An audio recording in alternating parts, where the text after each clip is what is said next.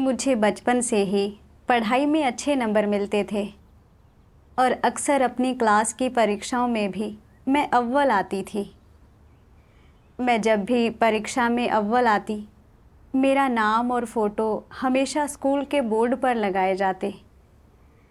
अपने टीचरों की मुस्कुराती आंखों में अपने लिए संतुष्टि और प्रशंसा के भाव देखकर और अपने सहपाठियों से तारीफ़ सुनकर मेरा दिल खुशी से फूला नहीं समाता था और मैं बहुत सम्मानित महसूस करती।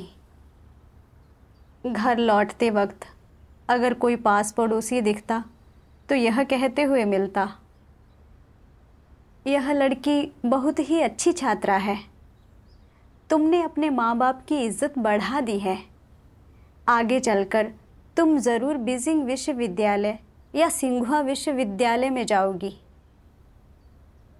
मैं उन्हें एक शर्मीली मुस्कान देती, लेकिन अंदर ही अंदर मेरे अहंकार को हवा मिलती। बाद में मैंने अपने प्रांत के एक शीर्ष विश्वविद्यालय के लिए परीक्षा दी और परीक्षा में एक नए छात्र के रूप में मैं अव्वल आई। मुझे बहुत खुशी हुई। मेरे सभी सहपाठियों ने मेरी प्रतिभा की सराहना की, प्रशंसा की और मुझसे जलने लगे और मेरे टीचरों को मुझसे बहुत उम्मीदें बंध गई।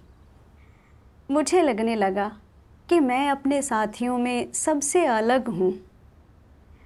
लेकिन विश्वविद्यालय का जीवन स्कूल जितना व्यस्त नहीं था और कई बार तो बिल्कुल आसान और मस्ती भरा होता था।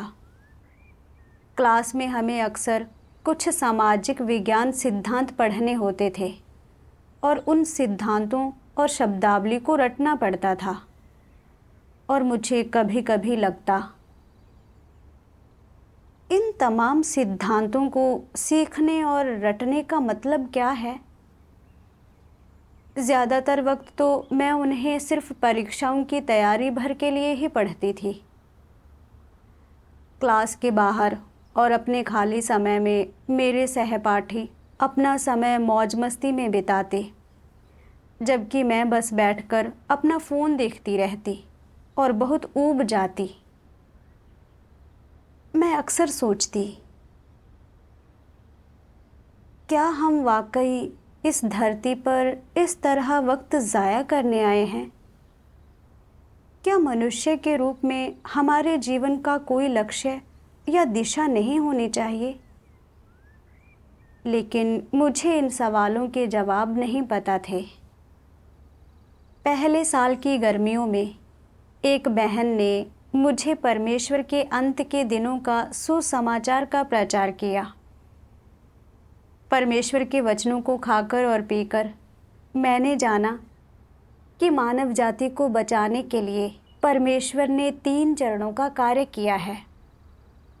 मैंने देखा कि कैसे मानव जाति को उसके पापों से छुटकारा दिलाने के लिए प्रभु यीशु को क्रूस पर चढ़ा दिया गया था और अंत के दिनों में मानव जाति को पूरी तरह से बचाने के लिए परमेश्वर ने फिर से देह धारण किया। मानव जाति का न्याय करने और उसे शुद्ध करने के लिए कई सत्य व्यक्त किए ताकि वह अपने पाप की बेड़ियों से पूरी तरह मुक्त होकर परमेश्वर के राज्य में प्रवेश कर सके। मुझे इस बात का गहरा एहसास हुआ कि परमेश्वर ईमानदारी और दयालुता के साथ मानव जाति को बचाता है। साथ ही मैंने मानव जाति के प्रति परमेश्वर के प्रेम की भावना को भी महसूस किया। मैं बहुत प्रभावित हुई और परमेश्वर में आस्था रखने और सत्य का अनुसरण करने का संकल्प लिया। बाद में भाई बहनों ने संगति की कि कैसे राज्य के सुसमाचार के विस्तार के लिए यह एक महत्वपूर्ण समय है। उन्होंने कहा कि यह बेहद मूल्यवान चीज़ है कि सुसमाचार के विस्तार में योगदान दिया जाए और ज़्यादा लोगों को परमेश्वर के सामने लाया जाए ताकि उनका उद्धार हो। फिर एक बहन ने पूछा कि क्या मैं कोई कर्तव्य निभाने को तैयार हूँ। मुझे कुछ झिझक हुई। कोई भी कर्तव्य निभाने में समय और ऊर्जा लगती है। कॉलेज में प्रतिस्पर्धा काफ़ी कड़ी है। अगर मेरे अंक प्रभावित हुए तो मैं क्या करूँगी।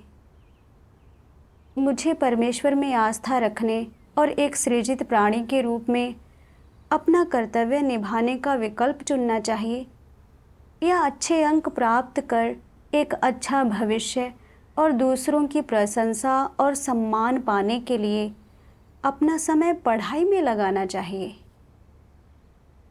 मुझे समझ नहीं आया कि कौन सा रास्ता चुनूं, और इसलिए मैंने बहन से कहा कि मैं इस पर विचार करूंगी। विश्वविद्यालय जाते समय अगली कुछ रातें मैं अक्सर असमंजस में रही। दूसरे विद्यार्थियों को अच्छे अंक लाने के लिए रात रात भर कड़ी मेहनत करते देखती और सोचती, क्या मुझे भी अपने ज़्यादातर साथियों की तरह पढ़ाई में ध्यान देकर अच्छा भविष्य चुनना चाहिए, या परमेश्वर का अनुसरण कर कर्तव्य निर्वहन करना चाहिए। बाद में मुझे परमेश्वर के वचनों के ये अंश मिले।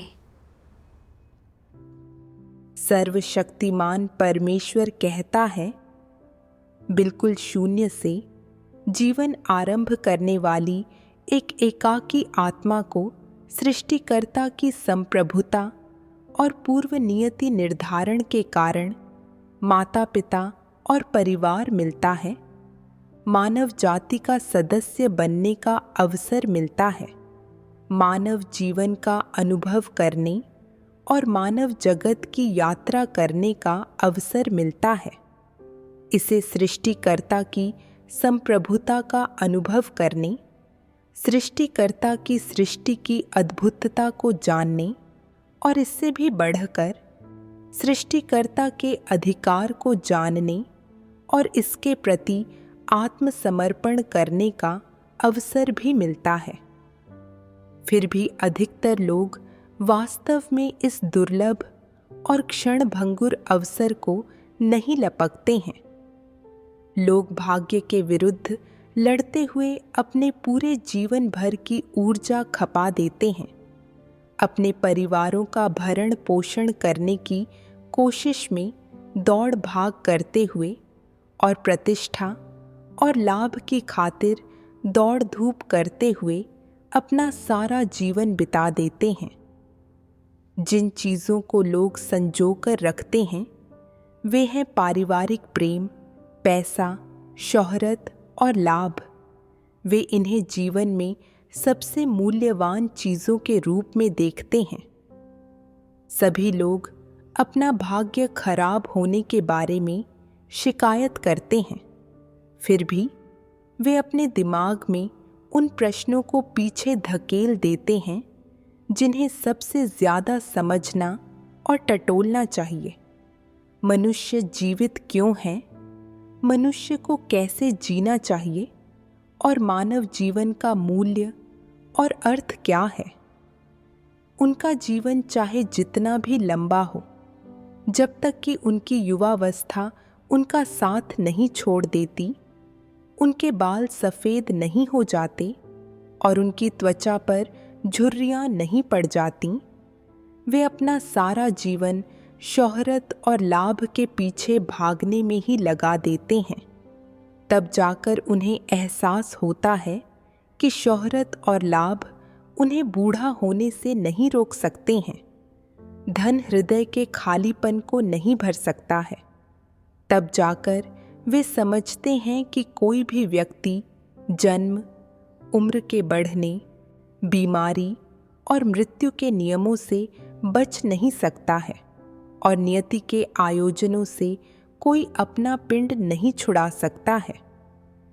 केवल जब उन्हें जीवन के अंतिम मोड़ का सामना करना पड़ता है, तभी सही मायने में उन्हें समझ आती है कि चाहे किसी के पास करोड़ों रुपयों की संपत्ति हो, उसके पास विशाल संपदा हो, भले ही उसे विशेषाधिकार प्राप्त हों और वह ऊंचे पद पर हो, फिर भी वह मृत्यु से नहीं बच सकता है और उसे अपनी मूल स्थिति में वापस लौटना ही पड़ेगा। एक एकाकी आत्मा जिसके पास अपना कुछ भी नहीं है। परमेश्वर में विश्वास रखने, सत्य का अनुसरण करने और सृजित प्राणी के रूप में अपना कर्तव्य पूरा करने के अलावा मनुष्य के जीवन में सब कुछ खोखला है और याद न रखने योग्य है। भले ही तुमने धरती को हिला देने वाला कारनामा किया हो, भले ही तुम अंतरिक्ष में गए हो और चंद्रमा तक जा चुके हो, भले ही तुमने ऐसी वैज्ञानिक प्रगति की हो जिससे मानव जाति को कुछ लाभ या मदद मिली हो, यह सब क्षण भंगुर है और ये सभी चीजें नष्ट हो जाएंगी। ऐसी एकमात्र चीज कौन सी है जो कभी नष्ट नहीं होगी? केवल परमेश्वर के वचन, परमेश्वर की गवाहियां, वे सभी गवाहियां और कार्य जो सृष्टिकर्ता की गवाही देते हैं और लोगों के अच्छे कर्म नष्ट नहीं होंगे। ये चीजें हमेशा रहेंगी और ये बहुत मूल्यवान हैं। परमेश्वर के वचनों का मुझ पर गहरा प्रभाव पड़ा। परमेश्वर हर व्यक्ति के लिए इस संसार में आने की व्यवस्था करता है ताकि वह परमेश्वर की संप्रभुता को पहचाने, उसकी बुद्धि और अधिकार को समझे और परमेश्वर के प्रति समर्पित होकर उसकी आराधना करना सीखे। अगर लोग परमेश्वर के इरादे ना समझें तो इस दुनिया में उनका समय व्यर्थ चला जाएगा। वे जान नहीं पाएंगे कि वे क्यों पैदा हुए हैं, उन्हें क्यों मरना है या उन्हें किसके लिए जीना चाहिए। मैं अक्सर समाचार रिपोर्टें देखती थी कि मशहूर लोग प्रशंसा पाने, बहुत सारा पैसा कमाने और विलासिता में रहने के बावजूद अवसाद में चले जाते हैं और आखिरकार आत्महत्या कर लेते हैं। कुछ ऐसी कहानियों का ब्यौरा पढ़ा कि कैसे ऊंची हैसियत वाले अमीर लोग अचानक बीमार हुए और मर गए। मैंने यह भी देखा कि कैसे खुद मेरे दादा दादी, जिन्होंने बड़ी बड़ी डिग्रियां हासिल की थीं और जो बुद्धिजीवी हुआ करते थे, उन्होंने जीवन भर कड़ी मेहनत की और कभी गौरवशाली वक्त देखा था।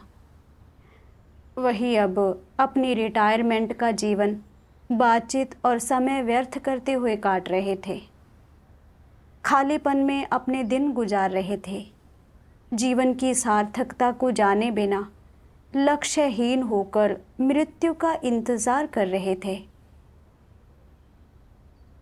मैंने देखा कि कोई कितना भी अध्ययन कर ले या कितनी भी बड़ी उपलब्धियां हासिल कर ले, यह सब क्षणभंगुर और अनित्य है। आखिरकार जब दुष्ट पुरानी दुनिया नष्ट हो जाएगी तो सब कुछ बर्बाद हो जाएगा। ये वैज्ञानिक उपलब्धियां और व्यक्तिगत उपलब्धियां लोगों को परमेश्वर की समझ की ओर, परमेश्वर के सामने आने के लिए मार्गदर्शन नहीं कर सकती और जीवन की सार्थकता नहीं समझा सकती। ये लोगों को अपनी भ्रष्टता त्यागने और मानवीय स्वरूप में जीने को प्रेरित नहीं कर सकती। इन उपलब्धियों को हासिल करके भी वे पहले की तरह ही भ्रष्ट बने रहते हैं। इसके अलावा ज्ञान समाज की अंधेरी दशा को बदलने में पूरी तरह से असमर्थ है और लोगों को सही मार्ग और दिशा पर लाने में विफल रहता है।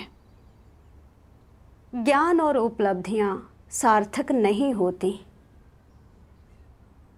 केवल परमेश्वर के चुने हुए लोगों की परमेश्वर के प्रति गवाही और परमेश्वर के कार्य का अनुभव करने से उन्हें जो प्राप्त होता है वही शाश्वत है।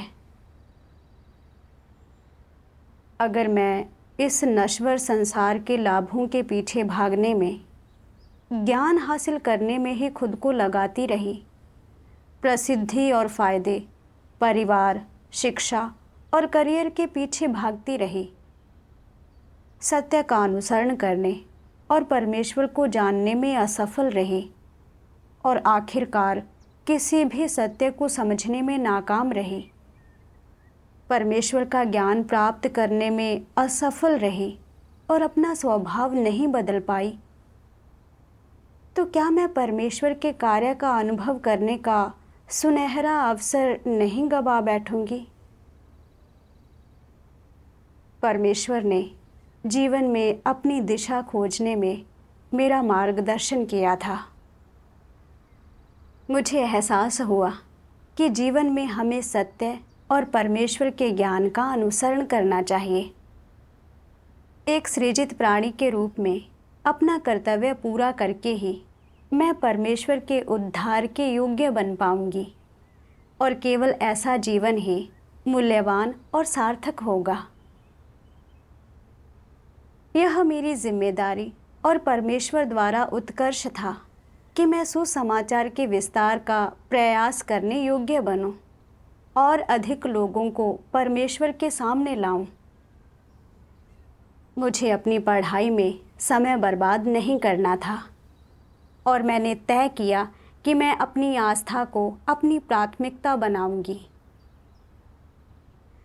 उसके बाद मैंने ग्रेजुएशन में प्रवेश का अपना शर्तीय मौका छोड़कर अपना कर्तव्य निभाने का फैसला किया। 2020 की शुरुआत में जब मैं घर पर चीनी नव वर्ष मना रही थी तो महामारी आ गई और मैं वहीं फंस कर रह गई और अपनी कलीसिया से संपर्क नहीं कर पाई। 6 महीने तक मैं ना तो सभाओं में भाग ले पाई और ना ही परमेश्वर के वचन खा पी सकी। मैं उस समय ग्रेजुएशन की तैयारी कर रही थी।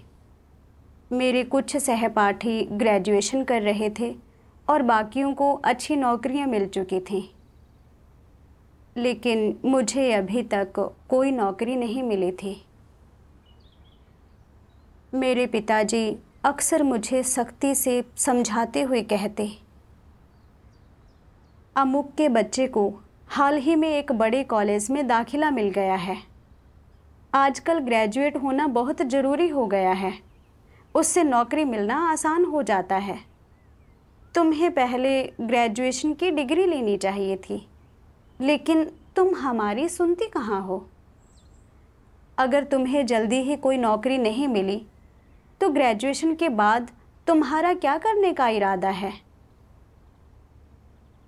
अपने पिताजी की बातें सुनकर और यह देखकर कि कैसे मेरे सभी साथी बेहतर भविष्य के लिए कड़ी मेहनत कर रहे हैं, मैंने मन में सोचा, वह सही कर रहे हैं। मैं ग्रेजुएट होने वाली हूँ। क्या मैं ग्रेजुएशन के बाद वाकई बेरोज़गार रहना चाहती हूँ? लोग मेरे बारे में क्या सोचेंगे? क्या वे यह नहीं सोचेंगे कि मैं बेकार हूँ? मैं बहुत दुखी हो गई। एक बार पूर्व सहपाठियों के साथ मिलन समारोह में हर कोई अपनी भविष्य की योजनाओं के बारे में बात कर रहा था। कुछ साथी खुश होकर बता रहे थे कि उन्हें आगे की पढ़ाई के लिए अमुक बड़े विश्वविद्यालय में दाखिला मिल गया है। कुछ को राज्य के स्वामित्व वाली कंपनियों में नौकरियां मिल गई थीं, जबकि बाकी सरकारी कर्मचारी बन गए थे। सब एक दूसरे की खुलकर तारीफ कर रहे थे और पहले और बाद के अपने अपने अनुभव साझा कर रहे थे, लेकिन मेरे पास कहने को कुछ नहीं था। यह देखकर कि मेरे साथी कितने मोहक लग रहे थे, उनके चेहरे कैसे मुस्कान और गर्व से उजले थे, मैं खामोश मायूसी में अपना सिर झुकाए बिना नहीं रह सकी। मैं कभी पढ़ाई में इन सब से बेहतर हुआ करती थी और यही सब लोग मेरा सम्मान और प्रशंसा किया करते थे। लेकिन अब ये सब लोग बड़े बड़े कॉलेज के ग्रेजुएट छात्र हैं और मेरे पास अभी तक कोई डिग्री नहीं है। ये लोग मुझसे बहुत आगे निकल गए हैं, तो मैं आगे बढ़ते हुए इनके सामने अपना सिर गर्व से कैसे ऊंचा रख सकती हूँ? क्या अब इनकी नज़रों में मेरी छवि और सम्मान कम नहीं हो गया है? लगा जैसे मैं निराशा में डूब गई हूँ। जब मेरे सहपाठियों ने मुझसे पूछा कि मेरी आगे की योजनाएं क्या हैं, तो मैं हकला गई और अजीब ढंग से खुद को उनके सवालों से बचाया। मैं उनकी निगाह में अस्वीकृति की झलक नहीं देखना चाहती थी। पूरे मिलन समारोह के दौरान मैंने खुद को बेहद दबा हुआ महसूस किया। मुझे लग रहा था कि मैंने कुछ भी हासिल नहीं किया है और मेरे सहपाठी निश्चित रूप से मुझे हे दृष्टि से देखेंगे। घर आकर मैं फूट फूट कर रोई। बचपन से ही मुझे दूसरों से प्रशंसा और सराहना मिलती रही थी, लेकिन अब मैं उनसे बहुत पीछे छूट गई थी और अब और पहले के बीच की भावनाओं के उस बड़े अंतर ने मुझे एक गहरा आघात दिया। मैं आश्वस्त नहीं थी कि आगे किस रास्ते पर बढ़ूं। अपनी मौजूदा पढ़ाई को देखते हुए मुझे सम्मानजनक नौकरी मिलने की कोई गुंजाइश नहीं थी। क्या मुझे हार मानकर स्वीकारना होगा कि मैं उन ग्रेजुएट छात्रों से कमतर हूँ? मैं इसे स्वीकार नहीं कर पा रही थी। इसलिए मैंने संकल्प लिया कि मैं ग्रेजुएशन प्रवेश परीक्षा दूंगी। बाद में मैंने अपनी कलीसिया से संपर्क किया और भाई बहनों से कहा कि मैं घर जाकर ग्रेजुएशन प्रवेश परीक्षा की तैयारी करूंगी और कभी कभी ही सभाओं में भाग लूंगी। भाई बहनों ने मुझे बताया कि उन्हें एक कर्तव्य विशेष के लिए अधिक लोगों की आवश्यकता है और पूछा कि क्या मैं इसे करने पर विचार करूंगी। उस समय मुझे यह तो पता था कि परमेश्वर में विश्वास रखना और सत्य का अनुसरण करना अच्छी बातें हैं, और अपना कर्तव्य निभाने में असफल रही तो मैं परमेश्वर को निराश करूंगी जिसने मुझे इतना कुछ प्रदान किया है। लेकिन फिर मैंने यह भी सोचा कि प्रवेश परीक्षा की तैयारी के लिए केवल कुछ ही महीने बचे हैं और अपनी इज्जत बचाने का यह मेरा आखिरी मौका था। ग्रेजुएशन डिग्री के लिए दाखिला पाकर ही अब मैं उन सम्मानजनक स्थिति में पहुँचे सहपाठियों की बराबरी कर सकती हूँ और अपने परिवार की अपेक्षाएं पूरी कर सकती हूँ, और इस तरह मैं अपने दोस्तों और रिश्तेदारों के बीच गर्व से अपना सिर ऊंचा रख सकूंगी। अगर मैंने ग्रेजुएशन प्रवेश परीक्षा नहीं दी तो क्या मैं अपने साथियों के बीच अपनी अलग पहचान बनाने की सारी उम्मीदें नहीं गंवा बैठूंगी? मैं ऐसा करने को तैयार नहीं थी, तो मैंने भाई बहनों से कहा कि मैं पूर्णकालिक कर्तव्य नहीं निभा सकती और अपनी परीक्षा की तैयारी के दौरान जितना काम कर सकती हूँ उतना ही करूँगी। अगले कुछ महीनों तक मैं बहुत दबाव और तनाव में रही। दिन में मैं अपना कर्तव्य निभाती या सभाओं में भाग लेती और मैं रात को घर लौटती और मेरे सामने होती परीक्षा की तैयारी की ढेरों सामग्री। मैं इतनी थक जाती कि आंखें खुली रखना मुश्किल हो जाता। और उस दिन के लिए जितना पढ़ना तय किया होता था, मैं उतना हर हाल में पढ़ती। पाँव फटते ही मैं तुरंत उठ जाती।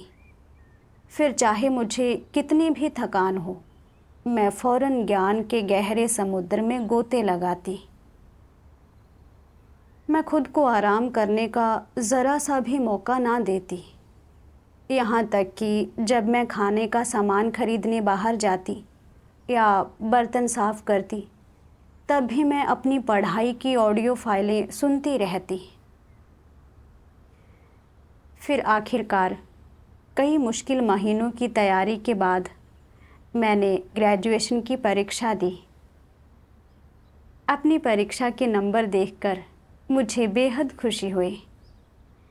आखिरकार अब मैं अपनी खोई हुई प्रतिष्ठा थोड़ी बहुत वापस पा सकती हूँ। अपने रिश्तेदारों और दोस्तों के बीच अपना सिर ऊंचा कर सकती हूँ और उनकी चिंता छोड़ सकती हूँ जो मुझे तुच्छ समझते हैं। जब मेरे सहपाठियों ने मेरे ग्रेजुएशन परीक्षा उत्तीर्ण करने की बात सुनी, तो उन सब ने मुझे बधाइयाँ दी।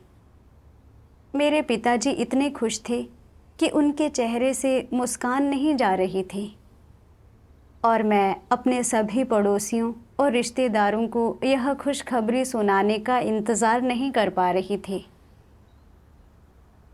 जब मैं घर लौटी तो मेरे सभी पड़ोसियों ने मुझे शाबाशी दी और मेरी प्रशंसा करते हुए कहा,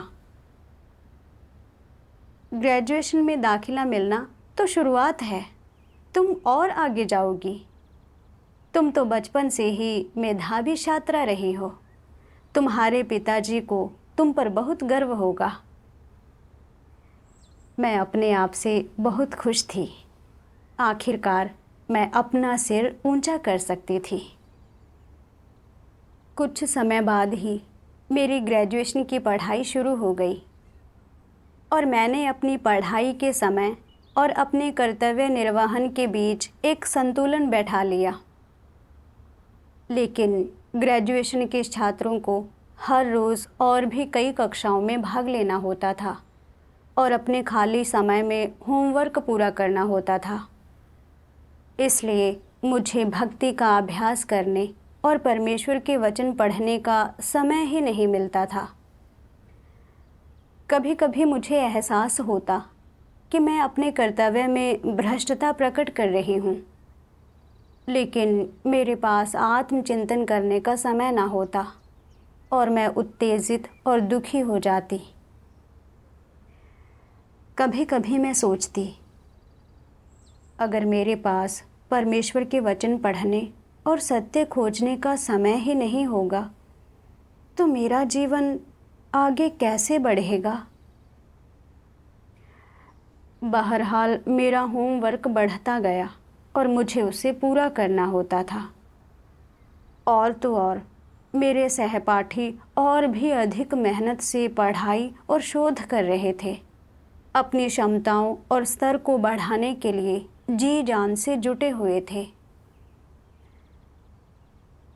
अगर मैंने पढ़ाई के लिए समय नहीं निकाला, तो क्या मैं उनसे पीछे नहीं रह जाऊंगी और फिर कभी भी अपनी विशिष्ट पहचान नहीं बना पाऊंगी। इस चीज़ ने मुझे बेचैन और दुखी कर दिया।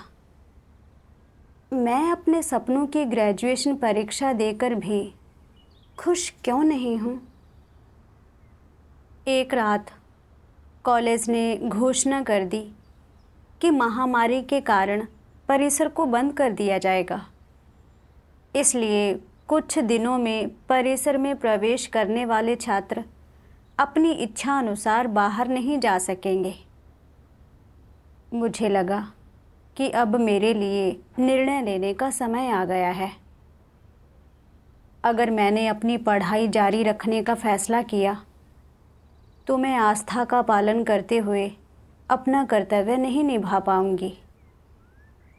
अगर मैंने अपना कर्तव्य दरकिनार कर दिया और ऐसे महत्वपूर्ण समय में सभाओं में भाग नहीं ले पाई, तो मेरा जीवन निश्चित ही नष्ट हो जाएगा।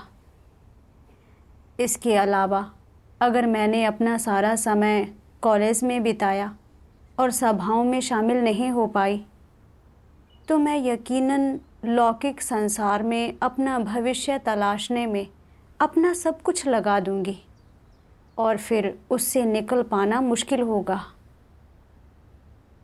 अगर मुझे सत्य हासिल नहीं हुआ, चीज़ों पर मेरे विचार नहीं बदले और अन्य अविश्वासियों के साथ बुरी प्रवृत्तियों का अनुसरण करते हुए मैं कीचड़ में ही लौटती रही, तो मैं आखिरकार शैतान की एक जीवित छवि बनकर नरकवास और तबाही के लिए अभिशप्त हो जाऊंगी। आपदाएं पहले ही शुरू हो चुकी थीं और यह सुसमाचार के विस्तार के लिए भी एक महत्वपूर्ण क्षण था। अगर मैं सांसारिक कामों में ही लगी रही और अपना कर्तव्य नहीं निभाया और अच्छे कर्मों की तैयारी नहीं की, तो मुझे निश्चित रूप से परमेश्वर की देखभाल और सुरक्षा नहीं मिलेगी और मैं भी दूसरे तमाम अविश्वासियों की तरह ही आपदाओं में बह जाऊंगी। फिर भी मैं अपनी पढ़ाई नहीं छोड़ सकती थी। ग्रेजुएशन में प्रवेश पाना कोई आसान उपलब्धि नहीं थी, तो मैं इतनी आसानी से कैसे पीछे हट जाती। अगर मैं पीछे हट गई तो क्या मैं फिर से अपनी प्रतिष्ठा और प्रसिद्धि नहीं गंवा बैठूंगी? तो क्या मुझे अपने साथियों से कमतर होकर दमित जीवन नहीं जीना पड़ेगा? तो क्या फिर मैं गर्व से अपना सिर ऊंचा कर पाऊंगी? पीछे हटने के विचार से ही मैं इतनी दुखी हो रही थी कि मेरा कुछ भी करने का मन नहीं हो रहा था। हर सुबह उठकर उन विकल्पों पर विचार करती जो मेरे सामने थे और परेशानी में डूब जाती। बाद में मुझे परमेश्वर के वचनों का एक अंश मिला। सर्वशक्तिमान परमेश्वर कहता है, परमेश्वर प्रत्येक व्यक्ति के जन्म से लेकर वर्तमान तक के दशकों के दौरान केवल उसके लिए कीमत ही नहीं चुकाता। परमेश्वर के अनुसार तुम अनगिनत बार इस दुनिया में आए हो और अनगिनत बार तुम्हारा पुनर्जन्म हुआ है। इसका प्रभारी कौन है? परमेश्वर इसका प्रभारी है। तुम्हारे पास इन चीज़ों को जानने का कोई तरीका नहीं है। हर बार जब तुम इस दुनिया में आते हो, परमेश्वर व्यक्तिगत रूप से तुम्हारे लिए व्यवस्थाएं करता है। वह व्यवस्था करता है कि तुम कितने साल जियोगे, किस तरह के परिवार में पैदा होगे, कब तुम अपना घर और करियर बनाओगे और साथ ही तुम इस दुनिया में क्या करोगे और कैसे अपनी आजीविका चलाओगे। परमेश्वर तुम्हारे लिए आजीविका चलाने के तरीके की व्यवस्था करता है ताकि तुम इस जीवन में बिना किसी बाधा के अपना मिशन पूरा कर सको।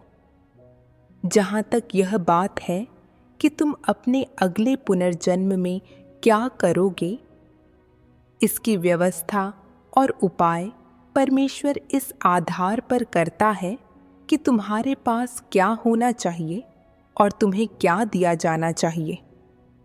परमेश्वर तुम्हारे लिए ऐसी व्यवस्थाएं कितनी ही बार कर चुका है और आखिरकार तुम अंत के दिनों के युग में अपने वर्तमान परिवार में पैदा हुए हो।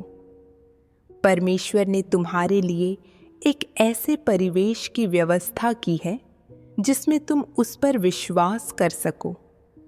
उसने तुम्हें अपनी वाणी सुनने और अपने पास वापस आने की अनुमति दी है ताकि तुम उसका अनुसरण कर सको और उसके घर में कोई कर्तव्य निभा सको। परमेश्वर के ऐसे मार्गदर्शन की बदौलत ही तुम आज तक जीवित रहे। तुम नहीं जानते कि तुम कितनी बार मनुष्यों के बीच पैदा हुए हो, न ही तुम यह जानते हो कि कितनी बार तुम्हारा स्वरूप बदला है, तुम्हारे कितने परिवार हुए, तुम कितने युगों और कितने वंशों को जी चुके हो। लेकिन इन सब के दौरान हर पल परमेश्वर का हाथ तुम्हारी मदद करता रहा है और वह हमेशा तुम पर निगाह रखता रहा है। एक व्यक्ति के लिए परमेश्वर कितना परिश्रम करता है। कुछ लोग कहते हैं, मैं 60 साल का हूँ, 60 साल से परमेश्वर मुझ पर निगाह रख रहा है, मेरी रक्षा और मेरा मार्गदर्शन कर रहा है। बूढ़ा होने पर अगर मैं कोई कर्तव्य नहीं निभा पाया और कुछ करने लायक नहीं रहा, क्या परमेश्वर तब भी मेरी देखभाल करेगा? क्या यह कहना मूर्खता नहीं है? मनुष्य के भाग्य पर परमेश्वर की संप्रभुता, मनुष्य के लिए उसकी निगरानी और सुरक्षा केवल एक जीवन काल के लिए नहीं है। अगर यह केवल एक जीवन काल की, एक ही जीवन की बात होती, तो यह प्रदर्शित करना संभव नहीं होता कि परमेश्वर सर्वशक्तिमान है और सभी चीज़ों पर उसकी संप्रभुता है। परमेश्वर किसी व्यक्ति के लिए जो परिश्रम करता है और जो कीमत चुकाता है, वह केवल इस बात की व्यवस्था करने के लिए नहीं है कि वह इस जीवन में क्या करेगा, बल्कि उसके अनगिनत जीवन काल की व्यवस्था करने के लिए है। परमेश्वर इस दुनिया में पुनर्जन्म लेने वाली प्रत्येक आत्मा के लिए पूरी जिम्मेदारी लेता है। वह अपने जीवन का मूल्य चुकाते हुए, हर व्यक्ति का मार्गदर्शन करते हुए और उसके प्रत्येक जीवन को व्यवस्थित करते हुए बहुत ध्यान से काम करता है। मनुष्य की खातिर परमेश्वर इतना परिश्रम करता है और इतनी कीमत चुकाता है, और वह मनुष्य को ये सभी सत्य और यह जीवन प्रदान करता है। अगर लोग इन अंतिम दिनों में सृजित प्राणियों का कर्तव्य नहीं निभाते और वे सृष्टिकर्ता के पास नहीं लौटते, वे चाहे कितने ही जन्मों और पीढ़ियों से गुजरे हों, अगर अंत में वे अपना कर्तव्य अच्छे से नहीं निभाते और परमेश्वर की अपेक्षाएं पूरी करने में विफल रहते हैं, तब क्या परमेश्वर के प्रति उनका कर्ज बहुत बड़ा नहीं हो जाएगा? क्या वे परमेश्वर की चुकाई सभी कीमतों का लाभ पाने के लिए अयोग्य नहीं हो जाएंगे? उनका ज़मीर इतना कमज़ोर होगा कि वे इंसान कहलाने लायक नहीं रहेंगे, क्योंकि परमेश्वर के प्रति उनका कर्ज बहुत बड़ा हो जाएगा। इसलिए इस जीवन में यहाँ तुम्हारे पिछले जन्मों की बात नहीं हो रही, लेकिन इस जीवन में अगर तुम अपने मिशन की खातिर बाहरी चीज़ों या उन चीज़ों को त्यागने में नाकाम रहते हो जिनसे तुम्हें प्रेम है, जैसे सांसारिक आनंद और परिवार का प्रेम और सुख, अगर तुम उस कीमत के लिए देह सुख नहीं छोड़ते जो परमेश्वर तुम्हारे लिए चुकाता है, या तुम परमेश्वर के प्रेम का मूल्य नहीं चुकाते हो, तो तुम वाकई दुष्ट हो। दरअसल परमेश्वर के लिए कोई भी कीमत चुकाना सार्थक है।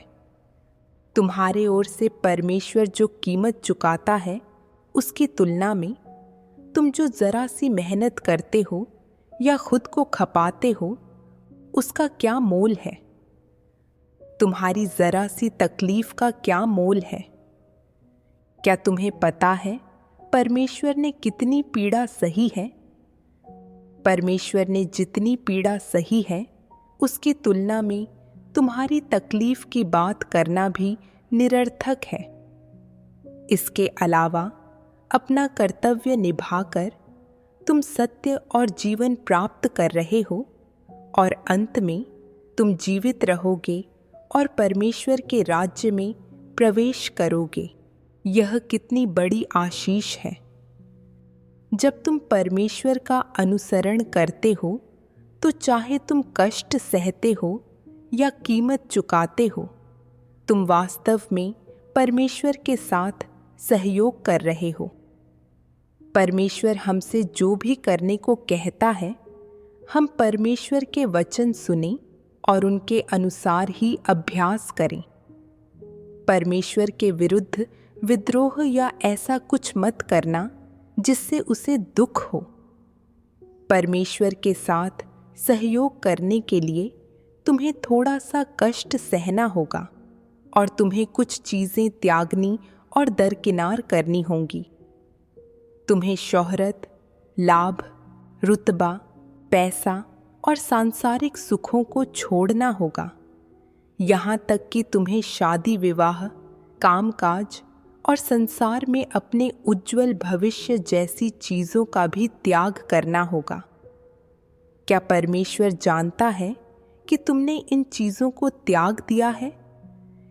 क्या परमेश्वर यह सब देख सकता है? परमेश्वर जब यह देखेगा कि तुमने इन चीज़ों को छोड़ दिया है तो वह क्या करेगा? परमेश्वर को शांति मिलेगी और वह प्रसन्न होगा। परमेश्वर प्रसन्न होगा और कहेगा, जो कीमत मैंने चुकाई थी वह फलीभूत हो गई है।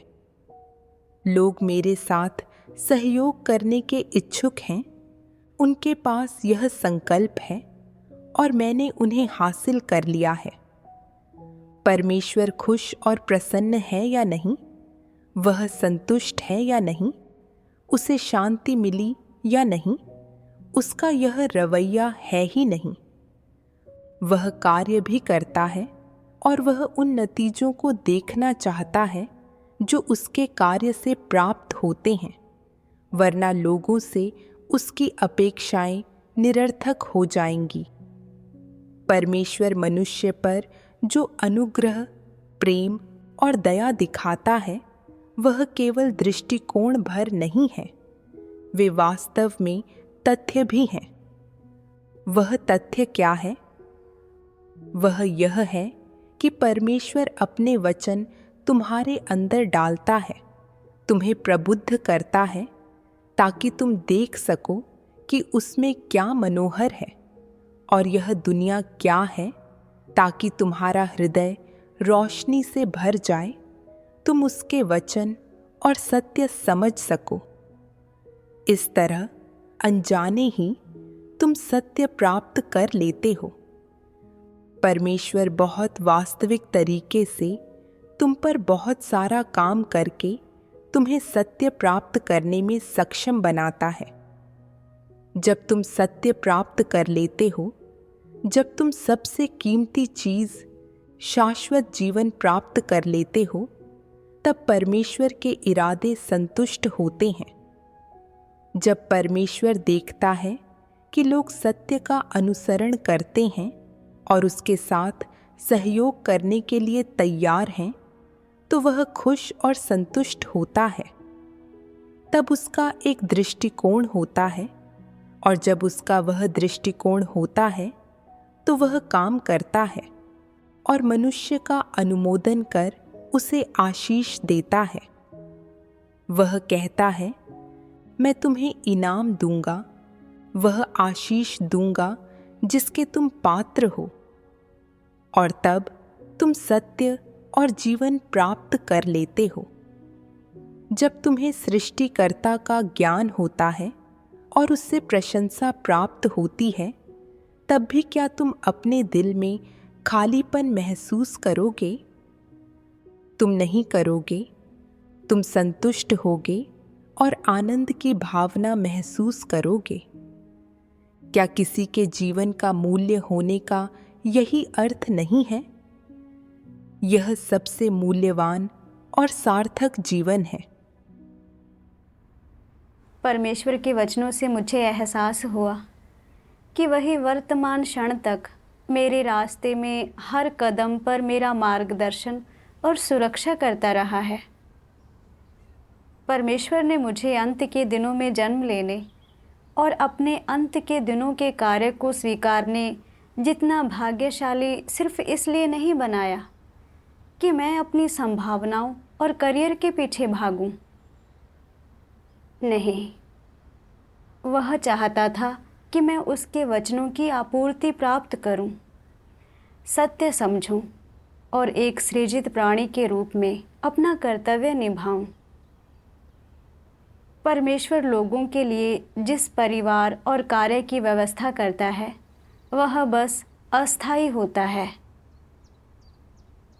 अगर मैंने परमेश्वर के उद्धार को अस्वीकार कर एक सृजित प्राणी के रूप में अपना कर्तव्य निभाने से सिर्फ इसलिए इनकार कर दिया कि मैं अपने परिवार की उम्मीदों पर खरी उतर सकूं या भौतिक आनंद, प्रसिद्धि और लाभ का स्तर हासिल करूं, तो क्या मैं परमेश्वर की आपूर्ति के अयोग्य होकर बचाए जाने का एक अद्भुत मौका नहीं गंवा बैठूंगी?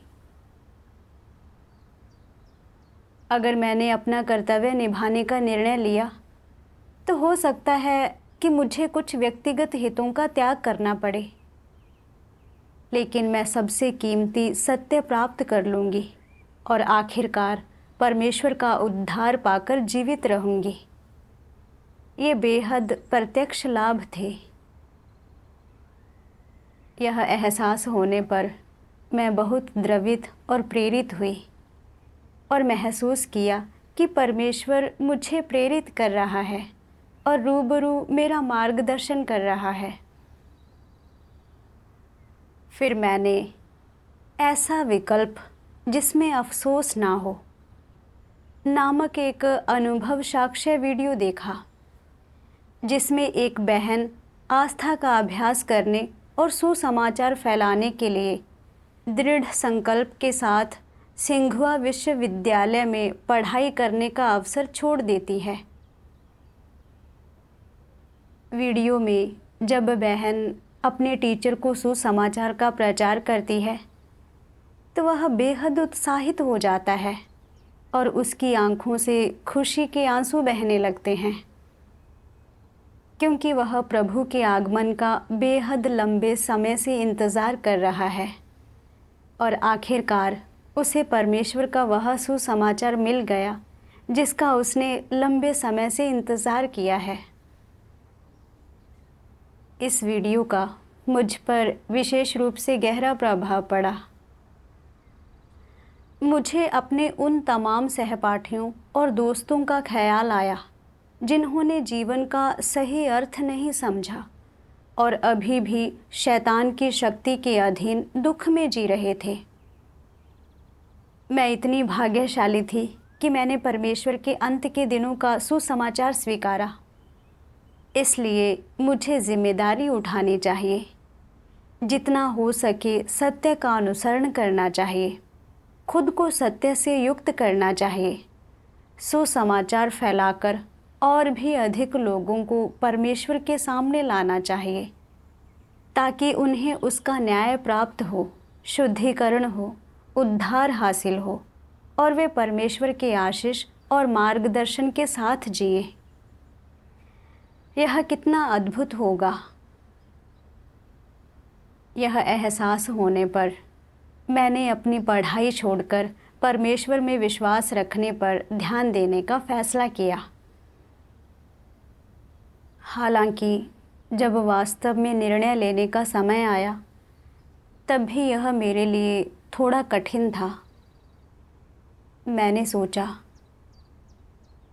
अगर मैंने अपनी पढ़ाई जारी नहीं रखी तो मुझे भविष्य में कभी भी अपनी अलग पहचान बनाने का मौका नहीं मिलेगा।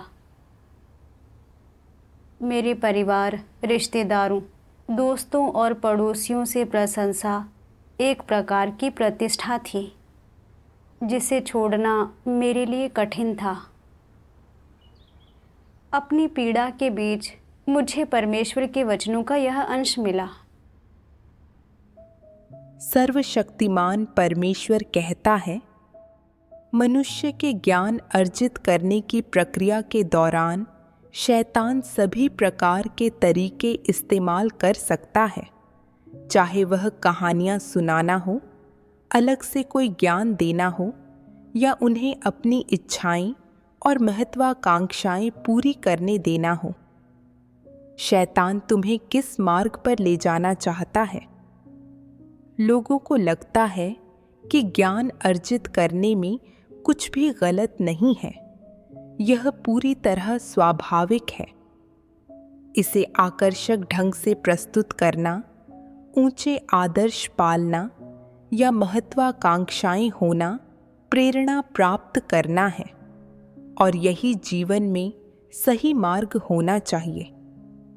अगर लोग अपने आदर्श साकार कर सकें या सफलतापूर्वक करियर बना सकें, तो क्या यह जीने का और भी अधिक गौरवशाली तरीका नहीं है?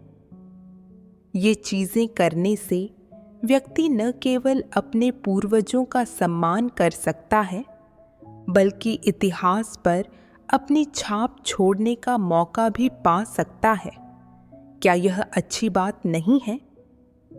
सांसारिक लोगों की दृष्टि में यह एक अच्छी बात है, और उनकी निगाह में यह उचित और सकारात्मक होनी चाहिए।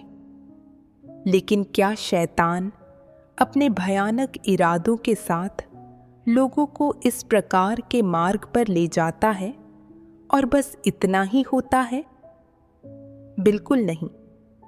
वास्तव में मनुष्य के आदर्श चाहे कितने भी ऊंचे क्यों न हों, उसकी इच्छाएं चाहे कितनी भी यथार्थपरक क्यों न हों या वे कितनी भी उचित क्यों न हों, वह सब जो मनुष्य हासिल करना चाहता है और खोजता है, वह अटूट रूप से दो शब्दों से जुड़ा है।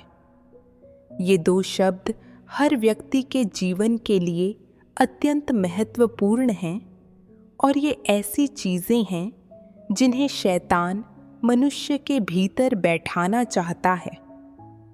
वे दो शब्द कौन से हैं?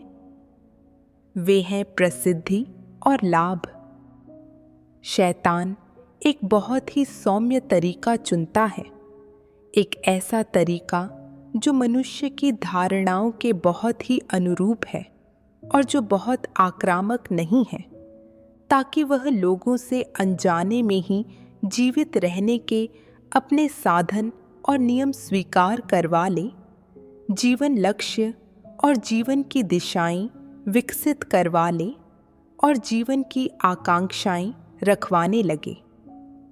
लोग अपने जीवन की आकांक्षाओं के बारे में चर्चा करने के लिए जिन शब्दों का इस्तेमाल करते हैं, वे चाहे कितने ही आडंबरपूर्ण क्यों न लगते हों, ये आकांक्षाएं प्रसिद्धि और लाभ से अटूट रूप से जुड़ी होती हैं।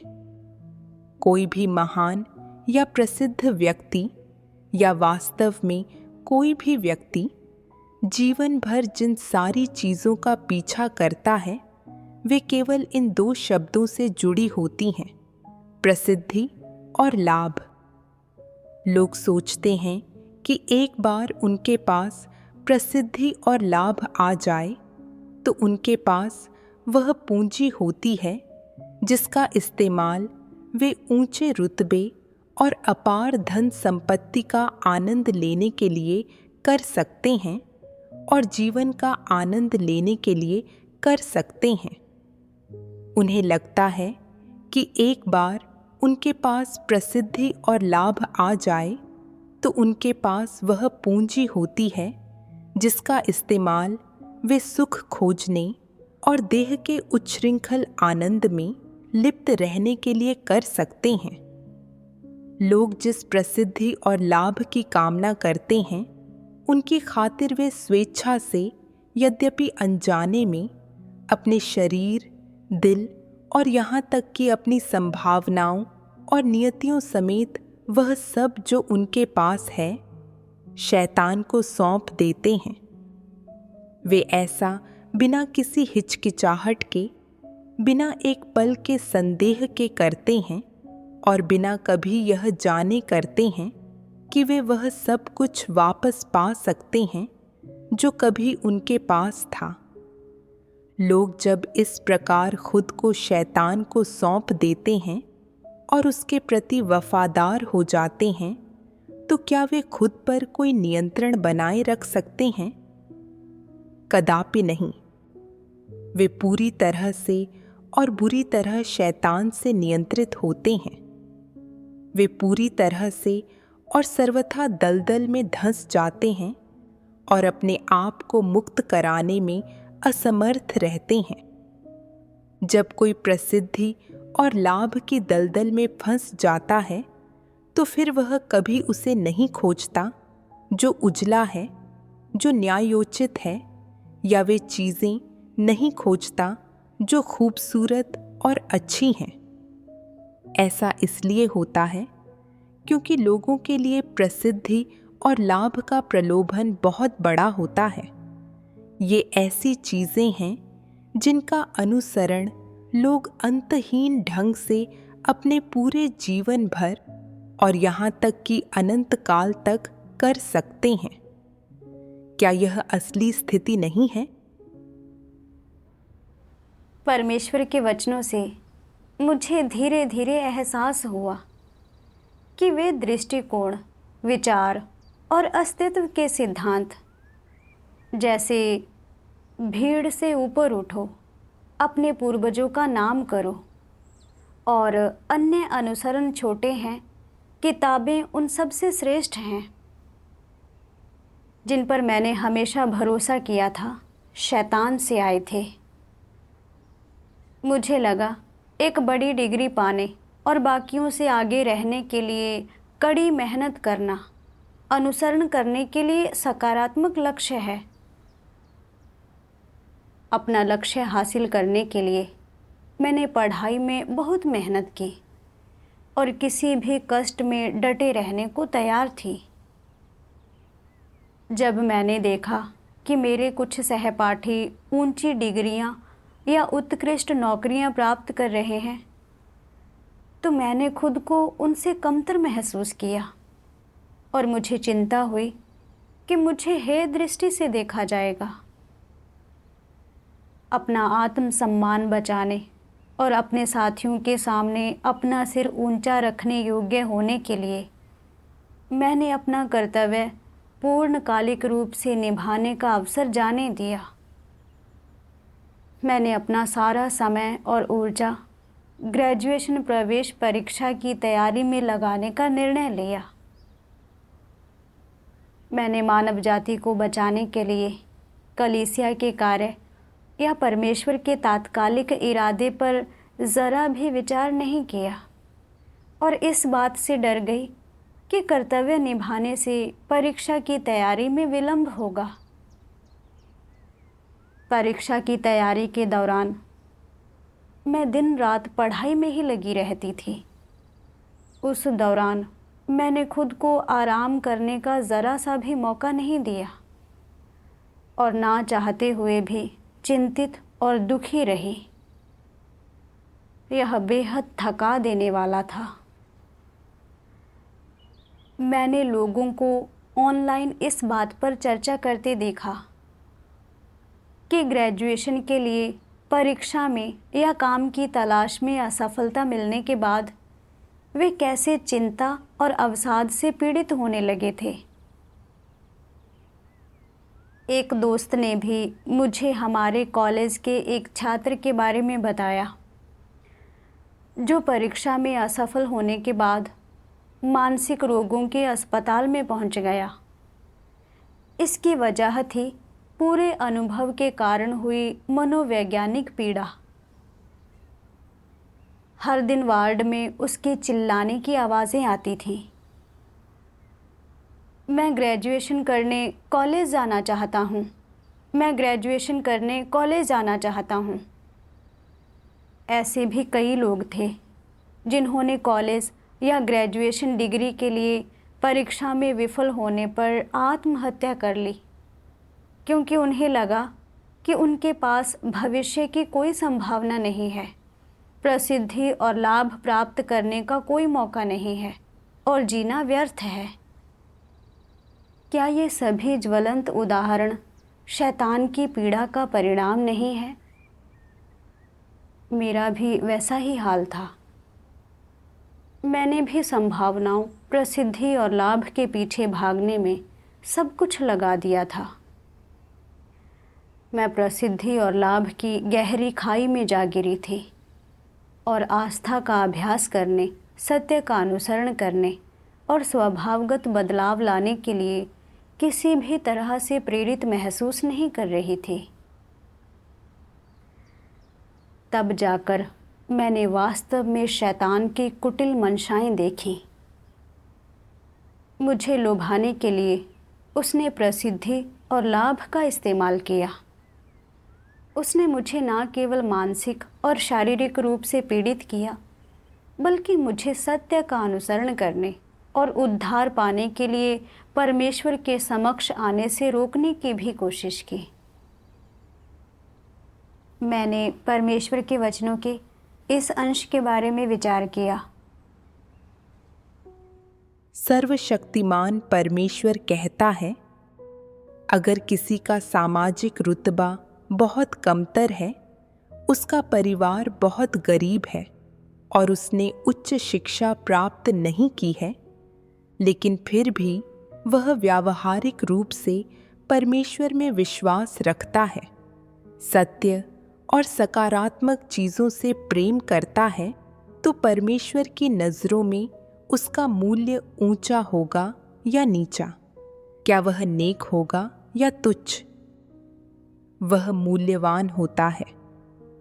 अगर हम इस परिप्रेक्ष्य से देखें तो किसी का मूल्य चाहे अधिक हो या कम, वह नेक हो या निम्न, किस पर निर्भर करता है? यह इस बात पर निर्भर करता है कि परमेश्वर तुम्हें कैसे देखता है। अगर परमेश्वर तुम्हें किसी ऐसे व्यक्ति के रूप में देखता है जो सत्य का अनुसरण करता है, तो फिर तुम्हारा मूल्य है और तुम मूल्यवान हो। तुम एक बहुमूल्य पात्र हो। अगर परमेश्वर देखता है कि तुम सत्य का अनुसरण नहीं करते और तुम ईमानदारी से उसके लिए खुद को नहीं खपाते, तो फिर तुम उसके लिए बेकार हो और मूल्यवान नहीं हो। तुम एक तुच्छ पात्र हो। चाहे तुमने कितनी भी उच्च शिक्षा प्राप्त की हो या समाज में तुम्हारा रुतबा कितना भी ऊंचा हो, अगर तुम सत्य का अनुसरण नहीं करते या उसे नहीं समझते, तो तुम्हारा मूल्य कभी भी ऊंचा नहीं हो सकता। भले ही बहुत से लोग तुम्हारा समर्थन करते हों, तुम्हारा उत्कर्ष करते हों और तुम्हारा आदर सत्कार करते हों, फिर भी तुम एक नीच कमीने ही रहोगे। तो आखिर परमेश्वर लोगों को इस नज़र से क्यों देखता है? ऐसे कुलीन व्यक्ति को, जिसका समाज में इतना ऊंचा रुतबा है, जिसकी इतने लोग बड़ाई और सराहना करते हैं, जिसकी प्रतिष्ठा इतनी ऊंची है, उसे परमेश्वर निम्न क्यों समझता है? परमेश्वर लोगों को जिस नज़र से देखता है, वह दूसरों के बारे में लोगों के विचार से बिल्कुल विपरीत क्यों है? क्या परमेश्वर जानबूझकर खुद को लोगों के विरुद्ध खड़ा कर रहा है? बिल्कुल भी नहीं, क्योंकि परमेश्वर सत्य है, परमेश्वर धार्मिकता है, जबकि मनुष्य भ्रष्ट है और उसके पास कोई सत्य या धार्मिकता नहीं है। और परमेश्वर मनुष्य को अपने खुद के मानक के अनुसार मापता है और मनुष्य के मापन के लिए उसका मानक सत्य है। यह बात थोड़ी अमूर्त लग सकती है, इसलिए दूसरे शब्दों में कहें तो परमेश्वर के माप का मानक परमेश्वर के प्रति एक व्यक्ति के रवैये, सत्य के प्रति उनके रवैये और सकारात्मक चीज़ों के प्रति उनके रवैये पर आधारित होता है। यह बात अब काल्पनिक नहीं है। परमेश्वर के वचनों से मैंने जाना कि परमेश्वर लोगों को उनकी पढ़ाई लिखाई या सामाजिक हैसियत के आधार पर नहीं मापता। बल्कि सत्य और परमेश्वर के प्रति उनके रवैये के आधार पर मापता है। परमेश्वर उन लोगों को महत्व देता है जो वास्तव में उस पर विश्वास करते हैं, सत्य का अनुसरण करते हैं और सकारात्मक चीज़ों से प्रेम करते हैं। इसके विपरीत भले ही किसी की सामाजिक स्थिति ऊंची हो और अन्य लोग उसका आदर करते हों, अगर वह सत्य नहीं स्वीकारता, परमेश्वर का अनादर करता है, बुरी और भ्रष्ट चीज़ों के पीछे भागता है, परमेश्वर उसे नीच समझेगा। परमेश्वर का इरादा और लोगों को मापने के उसके मानक को समझने के बाद मुझे मुक्ति का एहसास हुआ और जाना कि यह कितना हास्यास्पद और सत्य से असंगत है कि मैं लोगों को उनकी पढ़ाई लिखाई के आधार पर माप रही थी। मुझे प्रेरणा का एहसास भी हुआ और मैंने बड़ी डिग्री और अच्छे अंक पाने की धुन का त्याग कर दिया।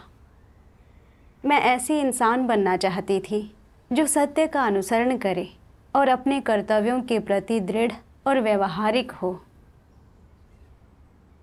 उसके बाद मैं अपना नाम कटाने के लिए कॉलेज गई। मेरा टीचर मुझे लगातार डांटता रहा और ग्रेजुएशन की पढ़ाई जारी ना रखने के लिए यह कहकर मेरा मजाक भी उड़ाया कि मैं एकदम मूर्ख हूँ जो बड़ी डिग्री पाने के लिए सिर्फ 2 साल भी नहीं दे सकती। टीचर के उपहास से मैंने खुद को थोड़ा कमज़ोर महसूस किया। मैंने यह भी सोचा कि कॉलेज के साल की शुरुआत में छात्र कितने उत्साह और महत्वाकांक्षा से भरे होंगे।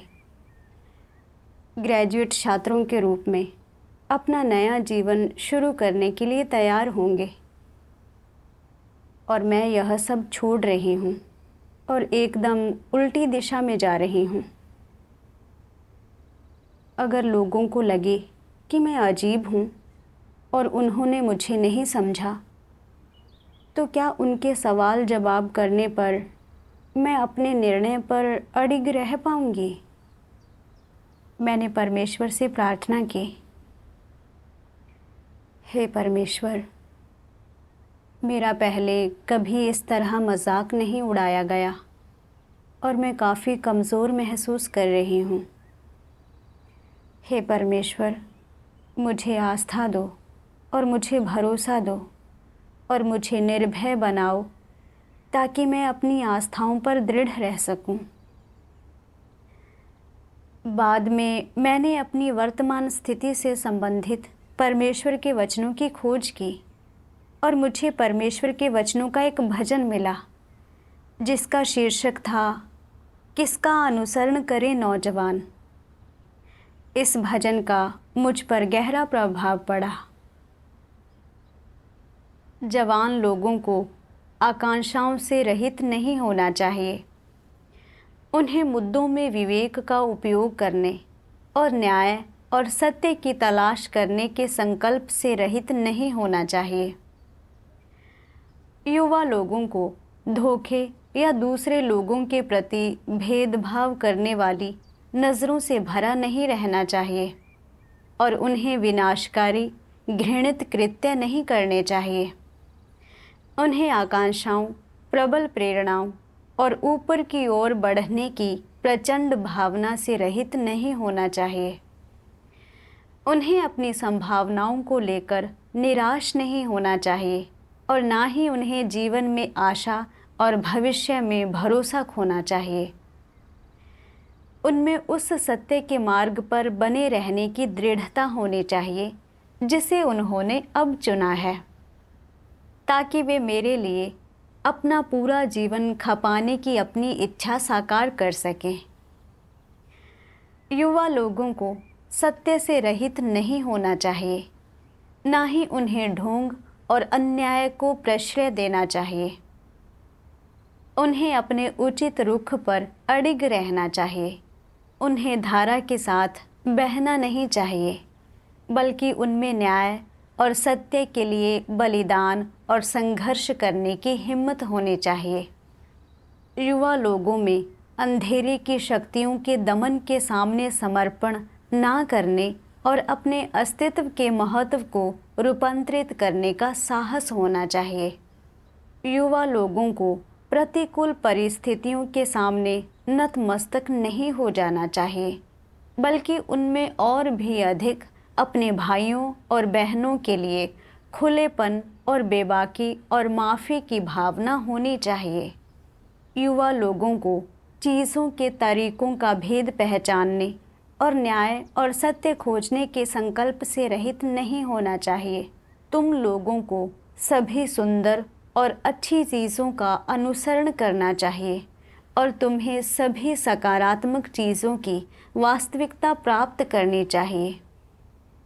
यही नहीं, तुम्हें अपने जीवन के लिए उत्तरदायी होना चाहिए और तुम्हें इसे हल्के में नहीं लेना चाहिए। परमेश्वर के वचन सुनकर मुझे लगा मानो परमेश्वर मुझे रूबरू प्रेरित कर रहा है। प्रचलित प्रवृत्तियों के साथ ना बहो। तुमने जान लिया है कि परमेश्वर का अनुसरण करना प्रकाश का सही मार्ग है, इसलिए तुम्हें दृढ़तापूर्वक इस मार्ग का अनुसरण करना चाहिए। मुझे यह भी एहसास हुआ कि यह परमेश्वर की अद्भुत कृपा ही है कि मैं परमेश्वर के कार्य को स्वीकारने और उसके द्वारा व्यक्त सत्य को पढ़ने में सक्षम हो सकी। परमेश्वर से जो कुछ भी आता है वह सकारात्मक है, जबकि लौकिक संसार में लोग जिसके भी पीछे भागते हैं वह नकारात्मक होता है। अगर मुझे यही चिंता रही कि दूसरे मुझे नहीं समझेंगे और मेरा समर्थन नहीं करेंगे और खुद को बचाने के लिए सांसारिक प्रवृत्तियों का पालन करूं, तो क्या मैं भी लौकिक संसार के लोगों के साथ कीचड़ में लौटने नहीं लगूंगी? परमेश्वर के वचनों के मार्गदर्शन से मुझ में अपने दृढ़ विश्वास पर टिके रहने की आस्था और साहस पैदा हुआ और मैंने पढ़ाई छोड़ दी। अपने मार्ग पर विचार करते हुए मैंने जान लिया कि यह परमेश्वर के वचनों का मार्गदर्शन ही है जिससे मैं लोगों को नुकसान पहुंचाने के लिए प्रसिद्धि और लाभ का उपयोग करने वाले शैतान के कपटी इरादों को पहचान पाई। इसके अलावा उसके वचनों ने मुझे प्रसिद्धि और लाभ के अनुसरण की अंधेरी खाई से मुक्त होने में सहायता की। मैंने उस आनंद और शांति का अनुभव किया जो परमेश्वर के वचनों ने मुझे दी और उन नेक इरादों को समझा जिनके जरिए परमेश्वर मानव जाति को बचाता है। मुझे इस दुर्लभ अवसर को संजोना था, खुद को सत्य से युक्त करने का पूरा प्रयास करना था, सुसमाचार का प्रचार करना था और परमेश्वर के प्रेम का प्रतिदान देने के लिए उसकी गवाही देनी थी। उसके बाद मैंने नवागंतुक सिंचन कार्य का कर्तव्य निर्वहन आरंभ कर दिया। पढ़ाई लिखाई की बेड़ियों और भविष्य की संभावनाओं पर चिंताओं की बाधाओं से मुक्त होकर मैं खुद को अपने कर्तव्य के प्रति पूर्ण रूप से समर्पित कर पाई। अब मेरे पास परमेश्वर के वचन पढ़ने, खुद को सत्य से युक्त करने के लिए अधिक समय था और मैंने अपने कर्तव्य से बहुत कुछ सीखा और हासिल किया। परमेश्वर को उसके मार्गदर्शन और उद्धार के लिए धन्यवाद।